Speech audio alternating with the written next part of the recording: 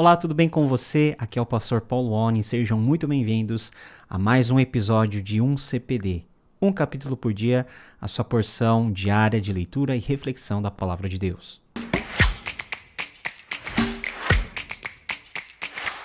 Seguimos com a nossa leitura em Gênesis, hoje no capítulo 43, que na Nova Versão Internacional diz o seguinte: A fome continuava rigorosa na terra.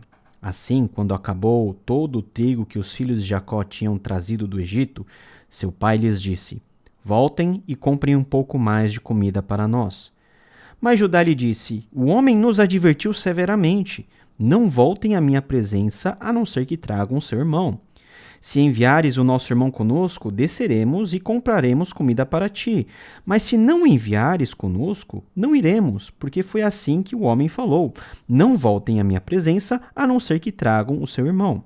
Israel perguntou: Por que me causaram este mal contando aquele homem que tinha outro irmão? Eles responderam: Ele nos interrogou sobre nós e sobre nossa família, e também nos perguntou: O pai de vocês ainda está vivo? Vocês têm outro irmão? Nós simplesmente respondemos ao que ele nos perguntou. Como poderíamos saber que ele exigiria que levássemos o nosso irmão? Então disse Judá a Israel, seu pai: Deixe o jovem ir comigo, e partiremos imediatamente, a fim de que tu, nós e nossas crianças sobrevivamos e não venhamos a morrer. Eu me comprometo pessoalmente pela segurança dele. Podes me considerar responsável por ele. Se eu não o trouxer de volta e não o colocar bem aqui na tua presença, serei culpado diante de ti pelo resto da minha vida. Como se vê, se não tivéssemos demorado tanto, já teríamos ido e voltado 2 vezes. Então Israel, seu pai, lhes disse: Se tem que ser assim, que seja. Coloquem alguns dos melhores produtos da nossa terra na bagagem e levem-nos como presente ao tal homem. Um pouco de bálsamo, um pouco de mel, algumas especiarias e mirra, algumas nozes de pistache e amêndoas. Levem prata em dobro e devolvam a prata que foi colocada de volta na boca da bagagem de vocês. Talvez isso tenha acontecido por engano. Peguem também o seu irmão e voltem àquele homem. Que o Deus Todo-Poderoso lhes conceda misericórdia diante daquele homem, para que ele permita que o seu outro irmão, o Benjamim, voltem com você. Quanto a mim, se ficar sem filhos ficarei. Então os homens descerem ao Egito, levando presente, prata em dobro e Benjamim, e foram à presença de José. Quando José viu Benjamim com eles, disse ao administrador de sua casa: Leve estes homens à minha casa, mate um animal e prepare-o. Eles almoçarão comigo ao meio-dia. Ele fez o que lhe fora ordenado e levou-os à casa de José. Eles ficaram com medo quando foram levados à casa de José e pensaram: Trouxeram-nos aqui por causa da prata que foi devolvida às nossas bagagens pela primeira vez. Ele quer atacar-nos, subjugar-nos, tornar-nos escravos e tomar de nós os nossos jumentos. Por isso, dirigiram-se ao administrador da casa de José e lhe disseram à entrada da casa: Ouça, senhor, a primeira vez que viemos aqui foi realmente para comprar comida, mas no lugar em que paramos para pernoitar, abrimos nossas bagagens e cada um de nós encontrou a prata que tinha trazido na quantia exata. Por isso a trouxemos de volta conosco, além de mais prata para comprar comida. Não sabemos quem pôs a prata em nossa bagagem. Fiquem tranquilos, disse o administrador. Não tenham medo. O seu Deus, o Deus de seu pai, foi quem lhes deu um tesouro em suas bagagens, porque a prata de vocês eu recebi. Então soltou Simeão e o levou à presença deles. Em seguida os levou à casa de José, deu-lhes água para lavarem os pés e forragem para os seus jumentos. Eles então prepararam um presente para a chegada de José ao meio-dia, porque ficaram sabendo que iriam almoçar ali. Quando José chegou, eles o presentearam com o que tinham trazido e curvaram-se diante dele até o chão. Ele então lhes perguntou como passavam e disse em seguida: Como vai o pai de vocês, o homem idoso de quem me falaram? Ainda está vivo? Eles responderam: Teu servo, nosso pai, ainda vive e passa bem. E se curvaram para prestar-lhe honra. Olhando ao redor e vendo seu irmão Benjamim, filho de sua mãe, José perguntou: É este o irmão caçula de quem me falaram? E acrescentou: Deus lhe conceda graça, meu filho.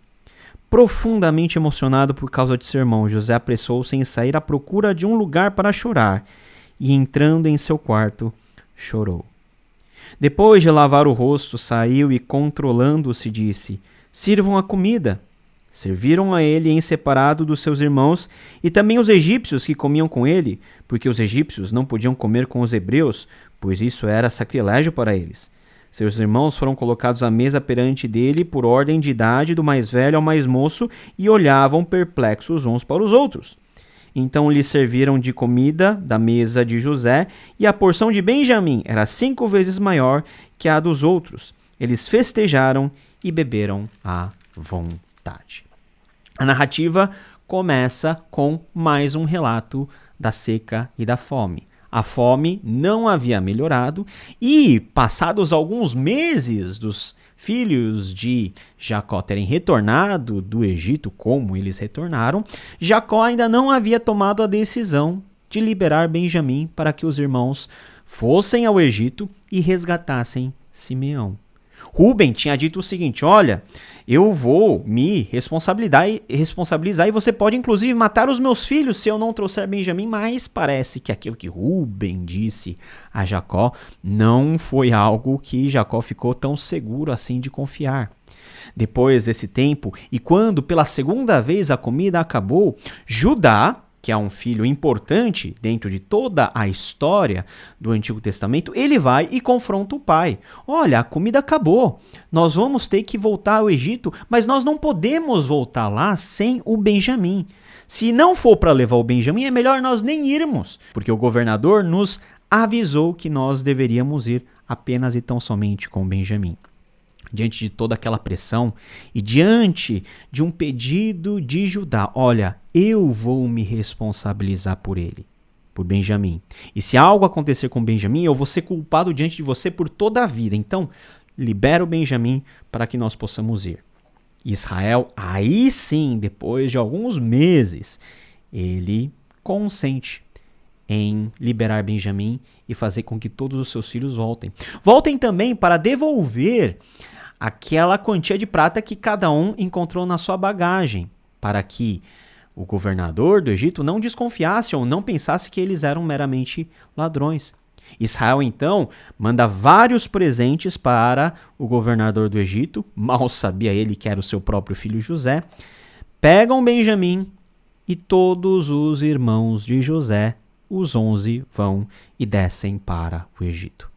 Descer para o Egito, numa linguagem do Antigo Testamento, principalmente em Gênesis, nunca foi algo bom, nunca foi uma sinalização boa. Em tempos de fome e de crise, Abraão desceu ao Egito, por exemplo, mas lá no Egito aconteceram coisas ruins para Abraão.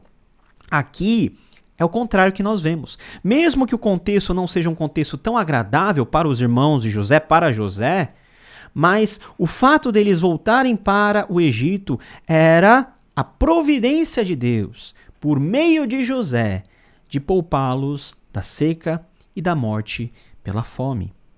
O Egito só é um lugar bom de se descer quando no Egito nós temos alguém que teme a Deus governando. Eles foram e eles ficam meio apreensivos quando chegam, porque quando chegam, José fica sabendo e José convida-os para almoçarem em casa. Antes de chegar lá diante de José, já dentro do contexto da casa de José, os irmãos falam com o administrador: olha, na verdade, esse dinheiro nós não roubamos e nós encontramos. E o administrador da casa de José fala: tranquilo, foi Deus que deu para vocês, porque nós recebemos o dinheiro. Foi o Deus do pai de vocês que fez com que esse tesouro aparecesse. Eles ficaram estranhados, mas foram, consentiram, souberam que iam almoçar com José. Aquela era uma situação não muito normal, porque quem eram eles para almoçarem com o governador do Egito? E finalmente José chega e vê todos os seus irmãos. E a primeira coisa que José pergunta é a respeito do seu pai. Você já imaginou, numa época em que não temos nenhuma comodidade de comunicação que nós temos hoje, você querer saber o paradeiro do seu pai depois de 20 e tantos anos longe dele? Numa situação em que Jacó pensava que José tinha morrido e José não sabia como que Jacó estava. Então, de uma maneira a não dar a impressão e não se revelar como José, por meio do intérprete, pergunta sobre o paradeiro de Jacó: como vai o pai de vocês? O homem idoso de quem me falaram ainda está vivo? Imagine como que estava o coração de José quando perguntou pelo pai. José queria saber mais do que tudo como estava o seu pai. Mas José não poderia fazer essa pergunta como filho desesperado em saber como estava o seu pai, mas como governador do Egito, porque até então ninguém dos irmãos de José o reconheceram. Olha, eles responderam: seu servo, nosso pai, ainda vive e passa bem. E se curvaram. E por 2 vezes o texto diz que eles se curvaram. A primeira vez fala que eles curvaram-se até o chão, e a segunda vez diz que os irmãos se curvaram diante de José, prestando-lhe honra. Repetidas vezes o sonho vai se tornando realidade. E José, mais uma vez, não usa da sua posição e da sua prerrogativa para se vingar, mas para se reconciliar. O caminho da reconciliação de José vai demorar um pouquinho mais de tempo, vai ter vários processos ainda por acontecer, mas era o que José estava preparando para que isso pudesse acontecer. Ele vê o seu irmão Benjamim. Este é o irmão caçula de quem me falaram? Deus te conceda graça, meu filho. E profundamente movido em seu coração, José, ele não consegue aguentar a vontade de chorar e se retira para o seu aposento e começa a chorar. Só de imaginar essa cena, não dá vontade de chorar também? Uma cena cheia de emoção. Aquele Benjamim que José tinha visto aos seus 17 anos, Benjamim tinha bem menos então. José, ele foi tirado do seu contexto e vendido para o Egito quando seu irmãozinho mais novo ainda era pequeno, e depois de 20 e tantos anos, José contempla um homem formado. E aquele era um momento de emoção. A saudade que José tinha de Jacó, seu pai, a saudade que José tinha de Benjamim, o seu irmão, era algo que dificilmente nós vamos compreender. E o choro de José demonstra que naquele momento ele estava extravasando toda a sua emoção. Ele não conseguia conter aquele choro entalado em sua garganta durante tanto tempo, e que agora, pela graça de Deus, ele estava vendo o seu irmão, sabendo que o seu pai estava bem e todos os seus irmãos diante dele. Depois de se recompor, lavar o rosto, José dá ordem para que todos possam comer. A comida é servida. E um fator interessante aqui é que José senta na frente, os seus irmãos na frente de José, e os egípcios sentam diferente, num lugar diferente, porque não era costume dos egípcios se juntarem com os hebreus, porque provavelmente os egípcios não se davam bem com os hebreus, consideravam os hebreus um povo menos desenvolvido, tinham algum tipo de barreira cultural, enfim. Os irmãos de José são colocados diante de José por ordem de idade. A comida é servida e na mesa de Benjamim foram servidos 5 vezes mais quantidades de comida que para outros irmãos. Olha só o quanto José estava sentindo saudade e matando essa saudade de uma forma intensa. Benjamim, o seu irmão. E a última frase é uma frase maravilhosa. Eles festejaram e beberam à vontade. Aquela preocupação que os irmãos de José tinham no começo do capítulo em ter que voltar para o Egito e encarar uma possível acusação de roubo, não sabem o que vai acontecer com Simeão, não sabem o que vai acontecer com Benjamim, tudo isso dá uma guinada e eles estão no fim da história almoçando, comendo e bebendo à vontade com o governador do Egito. Quem eram eles para estarem naquela posição? Por parte dos irmãos, talvez os irmãos pensaram assim: ufa, agora deu tudo certo, o governador do Egito está nos tratando bem e depois do almoço é só nós voltarmos para Canaã. E no lado de José, poxa vida, que legal eu saber que o meu pai está bem, eu ver os meus irmãos na minha frente, o Benjamim, o meu irmão de sangue, da mesma mãe aqui na minha frente, a reunião familiar. Começo do processo de reconciliação. que passa pelo reconhecimento do erro. Os irmãos reconheceram o seu próprio erro diante deles mesmos. Olha, nós estamos pagando por aquilo que nós estamos fazendo. Por todo o processo que envolve Rúben, mas também Judá. Aquele que dá a ideia para José ser vendido agora é aquele que toma a responsabilidade sobre si. Não, eu vou cuidar de Benjamim e se acontecer algo com Benjamim, o Senhor, meu pai, pode me considerar culpado durante toda a vida. Nós podemos perceber no texto que durante esses 20 e tantos anos não foi só José que mudou. Deus mudou o coração dos irmãos de José. E tudo o que está acontecendo, toda essa cena e essa narrativa que tem como o criador José que está fazendo todos esses planos por detrás, os bastidores, tem como objetivo a reconciliação que vai acontecer mais para frente. José, um homem cheio da graça de Deus, que cheio da graça de Deus só poderia fazer algo comum, isso que está acontecendo. Porque é a graça de Deus que nos conduz à reconciliação, ao perdão, a esquecer o que para trás ficou.